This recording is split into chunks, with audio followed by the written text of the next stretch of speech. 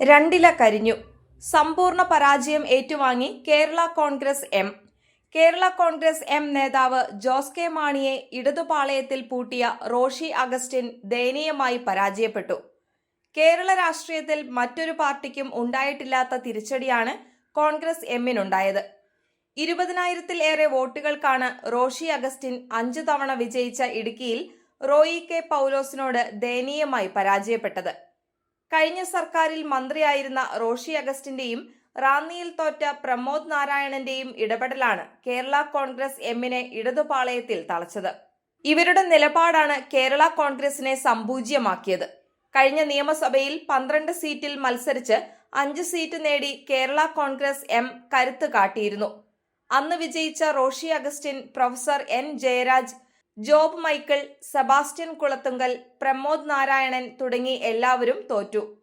പാലായിൽ BJP സ്ഥാനാർത്ഥിയായ Shone George, UDF സ്ഥാനാർത്ഥി മാണി സി കാപ്പന്റെ വോട്ടുകൾ പിടിച്ചാൽ ജോസ് കെ മാണി വിജയിക്കുമെന്നാണ് എല്ലാവരും കണക്ക് കൂട്ടിയത്. എന്നാൽ ഇത് തെറ്റി. കാഞ്ഞിരപ്പള്ളിയിൽ government chief whip professor N Jayaraj ഏത് പ്രതികൂല സാഹചര്യത്തിലും വിജയിക്കുമെന്ന പ്രതീക്ഷ ശക്തമായിരുന്നു. കോട്ടയം ജില്ലയിൽ ഇടതുമുന്നണി കടപുഴകിയപ്പോൾ കാഞ്ഞിരപ്പള്ളിയും വീണു.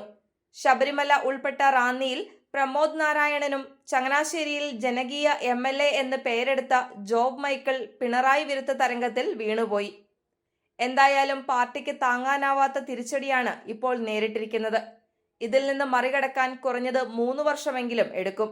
അതായത് 2029-ലെ പാർലമെന്റ് തെരഞ്ഞെടുപ്പാണ് മുന്നിലുള്ള ഏക രക്ഷാമാർഗം.